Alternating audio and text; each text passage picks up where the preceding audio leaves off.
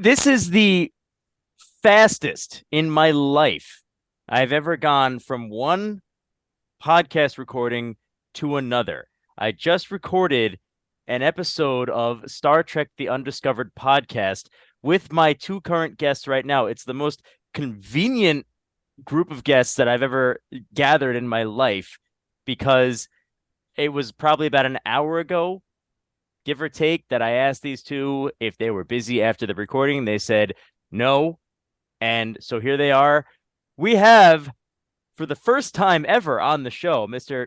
Dan Hulley. How are you, Dan Hulley? I'm doing well. I mean, it feels like we've already been talking for an hour, so I I, know. I So feel we should slip right into it. there's some fatigue. I wanted to take 15 minutes. You said, how about 3? And I said, okay, I'll be back in 2. And Just speaking enough for you to pee. exactly, and get new drinks. And speaking of, we have returning to the show now. This is his triumphant return, second time on what is known as Bullshit Hour. Mr. Ken Radner. How are you today, Ken? I am doing great. I'm really glad to be back, and especially this subject is something I'm very excited about. All right, are you talking about bullshit or Star Trek? I tend to do. Isn't both the same thing? Well, So bullshitting about Star Trek. now the difference between bullshit and Star Trek is that I actually am very skilled in the art of talking about bullshit. I am quite unskilled, unlearned about the topic of Star Trek. But the two of you, what do they call it? A rotating panel. You rotate panel host the Star Trek The Undiscovered podcast. So, yeah. Have you seen all 3 movies that feature Margot Robbie as Harley Quinn? I have seen 0. 0. Okay. I've seen 2. And that would be Suicide Squad and Birds of Prey? No, not Birds of Prey. The Not first Birds of Suicide Prey, Squad, okay. and then the second Suicide Squad. Okay. How was the second Suicide Squad? I still haven't seen It it. was actually better. It was better, yeah, was okay. better. Yeah. They did a little bit better of a decent job. I liked the first one just because they got Batman shows up and it's Batfleck and Right. it was they. I mean they did. Spoilers. I haven't seen it. Oh, okay. All right. Well, what about you get to see Will Smith. He's like Deadshot, and he's like walking down the street like in like a pimp hat. Mhm. Oh yeah, you get to see that in the first one and the second one, or just the first one? No, just the first one. Just the first one. All Hi, right. Lara. Lara's in the background now, so Mhm. Ken it says hi to you, Lara. Okay, she says hi. How you doing? It's okay. Yeah, He's doing that podcast thing again. Oh God, why am I marrying this guy? Yeah. Anyway, so because that of was the guns. yes, the guns. Urgh. Anyway, Mhm. yeah. So I if I show them off too much, they'll actually end up exploding. So I shouldn't do that too often. Right. Yeah. You know what I mean, Ken. They may actually be confiscated if you show them off too much. So Right, exactly. The registered weapons. Right. Exactly. Because the man's coming for your arms, literally your arms. All right. Well, I have the right to bear arms. Bear. I have the right to bear arms, which is like you have the things that are like bear arms, like jacket sleeves. I rather prefer the right to arm bears, which is That's also a nice one. Grizzlies with AKs. I'm down. Right. Exactly. Okay. So we have a topic, a bit of a theme. Now, Ken, I don't know how many episodes you've listened to, but we have a theme that seems to show up in a lot of the Bullshit Hour episodes. Are you at all, either of you, familiar with using bidets? I have a bidet story. B-I-D-E. No, I have never used a bidet. When I was younger, I traveled to Italy with my family, maybe 9 or 10 years old, and we stayed in a hotel room. And I was very, very confused by the second toilet that shot water out of it instead of took water down. And wait, is that the end of the story? That's the end of the story. Was Oh, that there's no hilarity. I was hoping that My mother very calmly explained that it was for washing your underbits. I see. Oh, I was hoping that you thought it was like a water fountain or something, and your mother came in and said, "What?" So you're drinking out of it.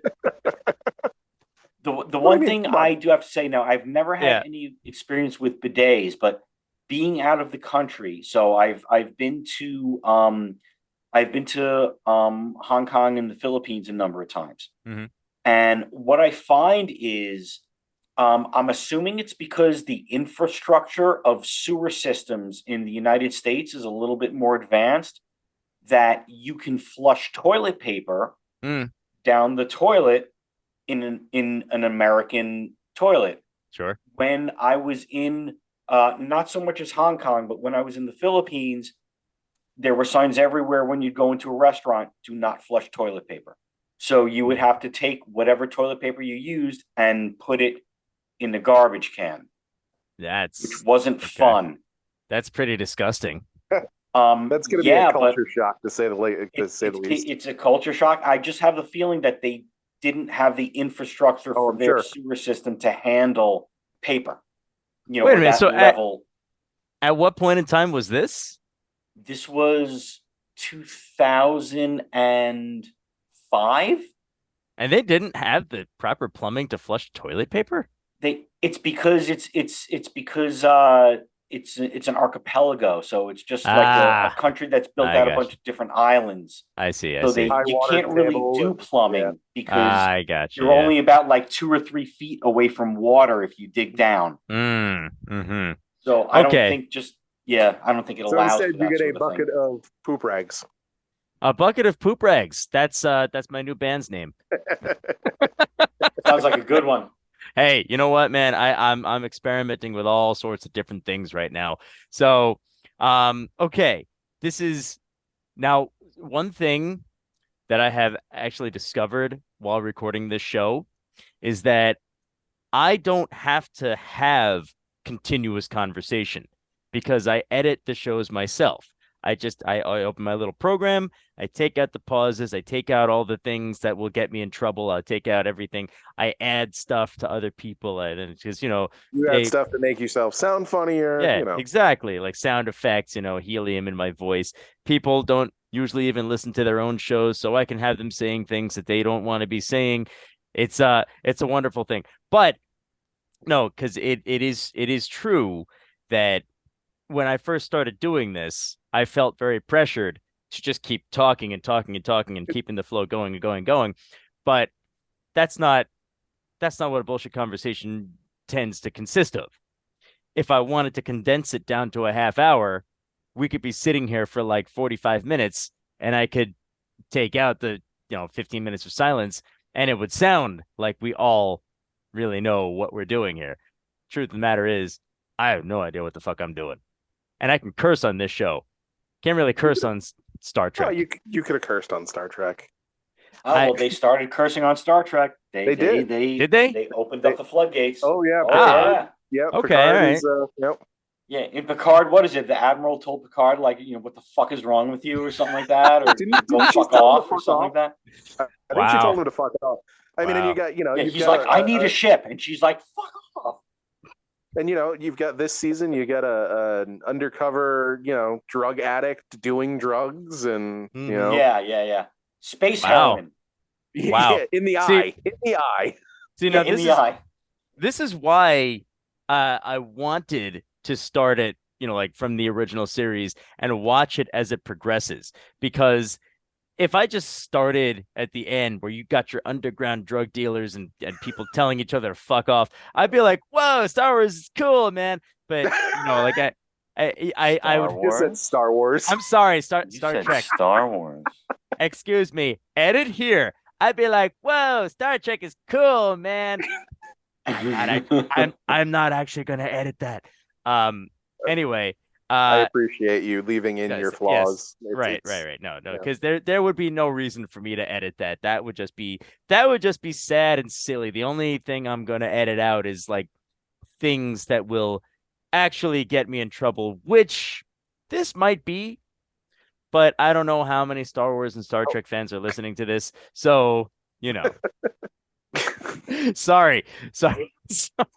you completely derailed my train of thought with with that Did you there. did you did you have a train of thought? I'm sorry. Did it I did, and then completely lost it, and you now it's lost? gone. It's gone. It's No. out of the station. It's completely gone. That's It's your fault, and it's it, your nerd bigotry.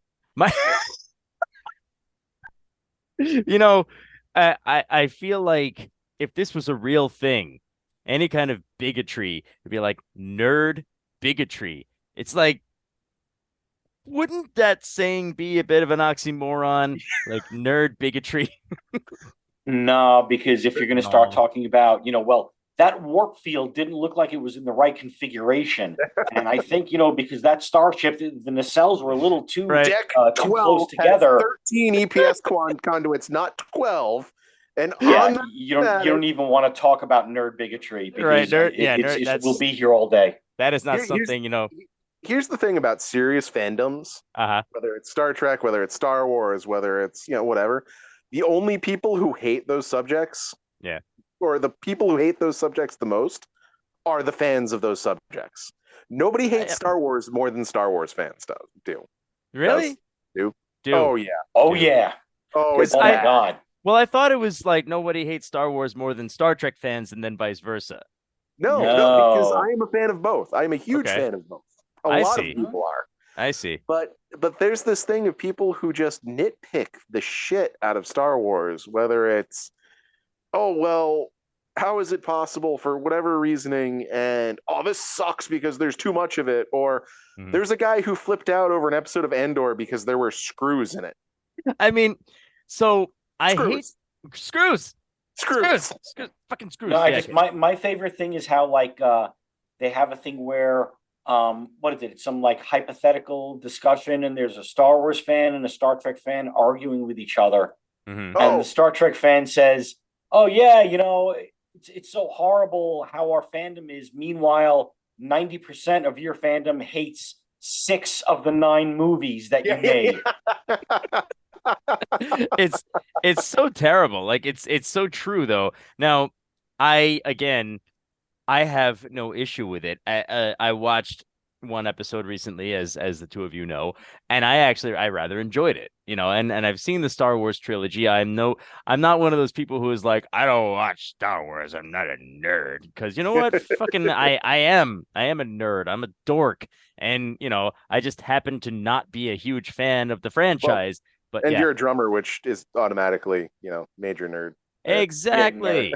Major, Timing major. nerd, math nerd. Right. Yeah. He's an asshole. Philip Glass, major asshole.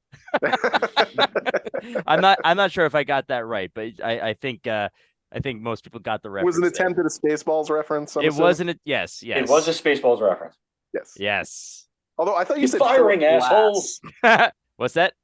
I thought you said Philip Glass. Philip Glass asshole. Yes. Yes. Okay. Now Quality content. I have quality content here.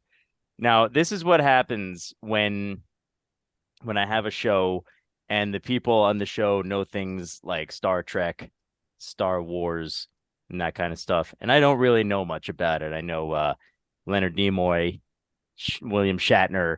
Now, I know William Shatner. He was on a few episodes of Psych. He played, if you're familiar with the show, he played Juliet's father. And that was, he was great. He was great. And it was nothing to do with Star Trek, nothing like that. He was a completely different character and he was wonderful. But that's about all I can say about it. Right? Now, I look up random questions just in case there's a lag in conversation here. To keep it rolling, keep it moving. To keep it rolling because I love the questions that I find. It's not even that I love, like, I'm sure I'll love the answers, but the questions, I look up conversation questions on Google, and this has brought me to 50 questions to ask on a date. Now, I don't, now I'm not going to get through all 50 questions. That would take way too long. But Where are we going? Somewhere candlelit? Nice I mean, ambiance. I see that you got like a bowl over your head, so I'll eat whatever that is. The bowl it's a lamp that's behind Oh, it's a a lamp. box. I see. It was just an awkward angle. I see. Yeah, there's a box in front of it. So All right. I'm going to ask this. This is a question for both Ken and Dan Hulley. I'll figure out who gets to answer first. Now, this is saying your 5 favorite desserts. It doesn't matter if you can't think of 5. Who can think of 5 desserts? Now, I don't know. Personally, I don't have 5 favorite desserts. I feel like I can maybe list 5 desserts altogether. But I see Hulley over there. He is like his gears are really going. So what do you got, Hulley? Well, I'm just gonna spit it off the top of my head. I mean, Okay. creme brulee, tiramisu, Okay. All right. chocolate cake, maybe like a fudge brownie sundae. What's that for? Ooh. Yeah, it's 4. And pie. Insert pie. The last one is just like the most general overview. What is this, Ken? What are you doing? Insert pie here. Insert pie here.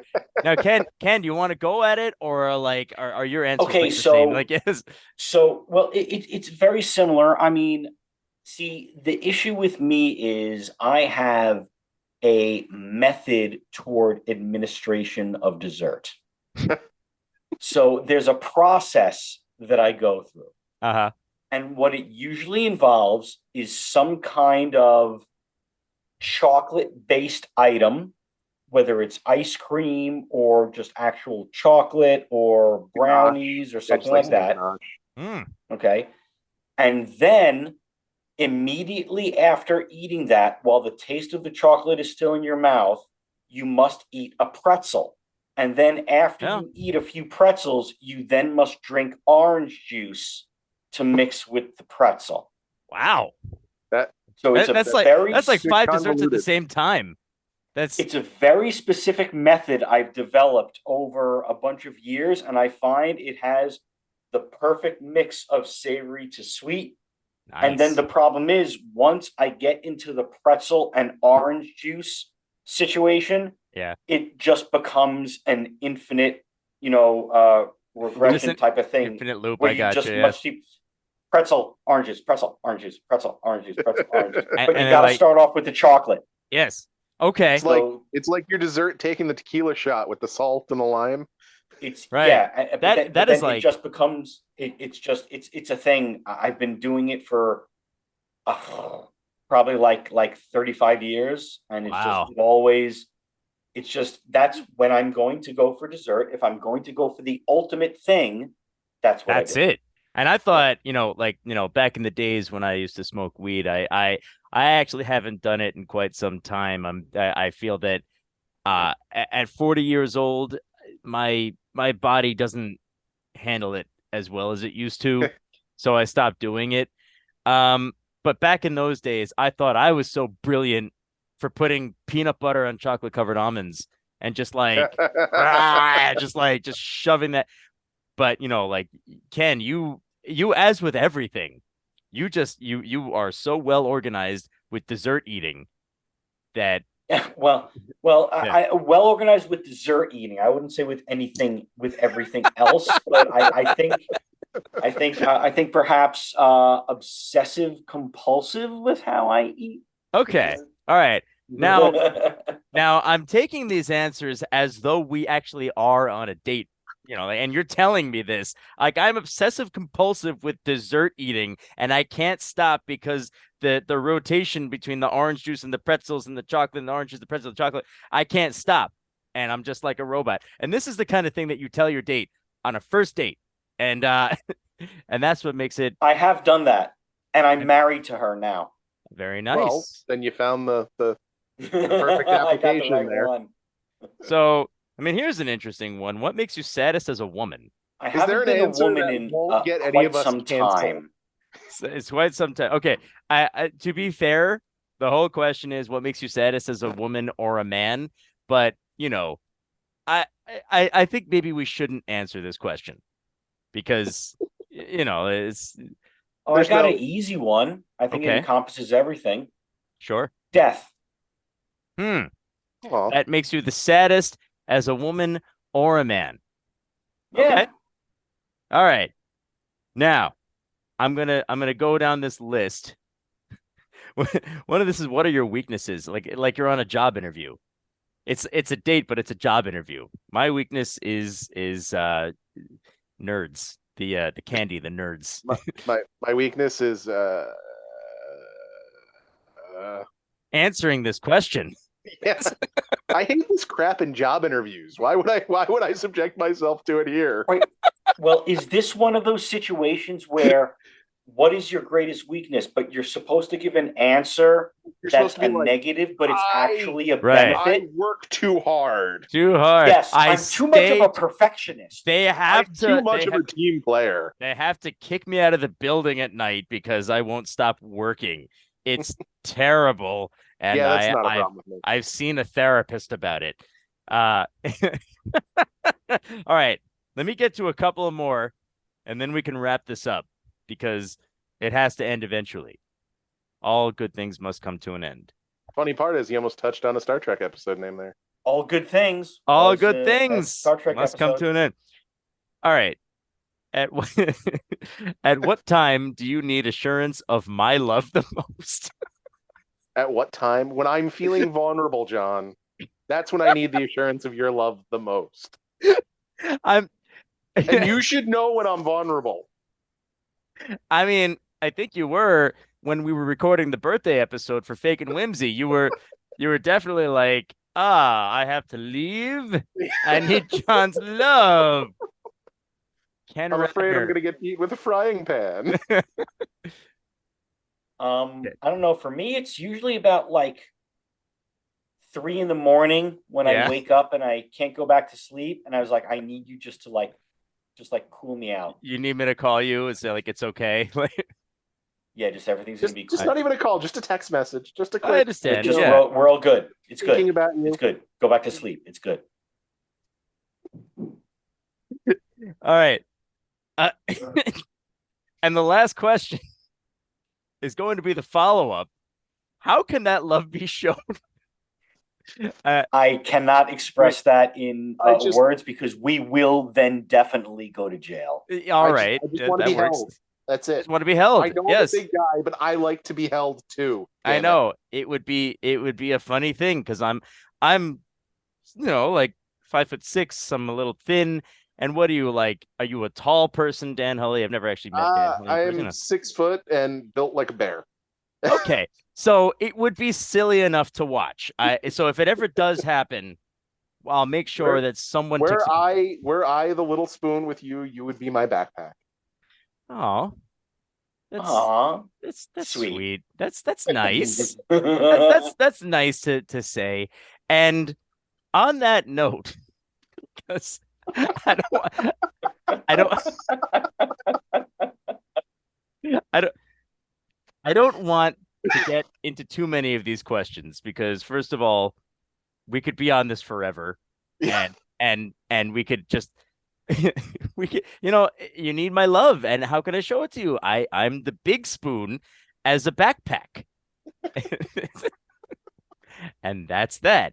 So I'll save some questions for the next episode, but I wanted to bang one of these episodes out and When you said you wanted to bang, I thought you were going a whole different way with that. Well, that's it's another dating question. How do you like to bang?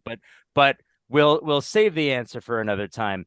Would you fine gentlemen after answering these questions care to plug yourselves? Wait a minute. Care to give information about yourselves?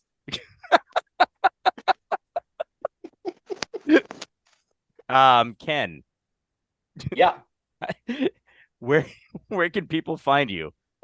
You guys can find me on Facebook Ken Radner, Ken space Radner. You can send me a DM letting me know that you heard me on the podcast, and then we take it from there. Thank you.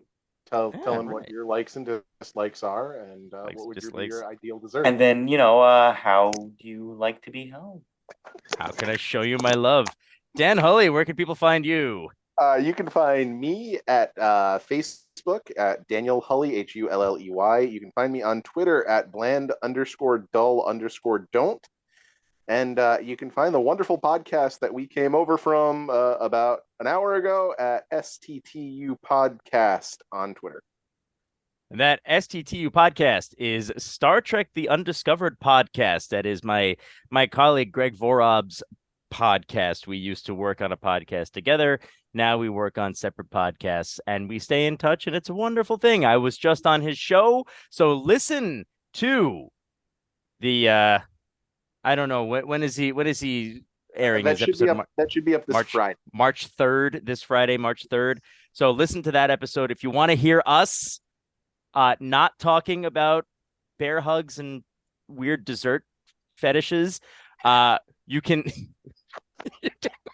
That's a topic for a whole nother episode. That's a whole other thing.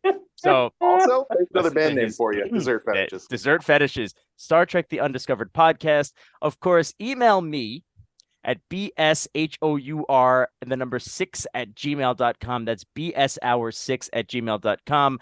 Tell me that we just traumatized you beyond any kind of repair, and you kind of only have yourself to blame because you kept listening and listening and listening for long enough to know the email address to send the things to. So that's that. John Seymour on Facebook, JONSEYMOUR. I am sitting behind a drum set.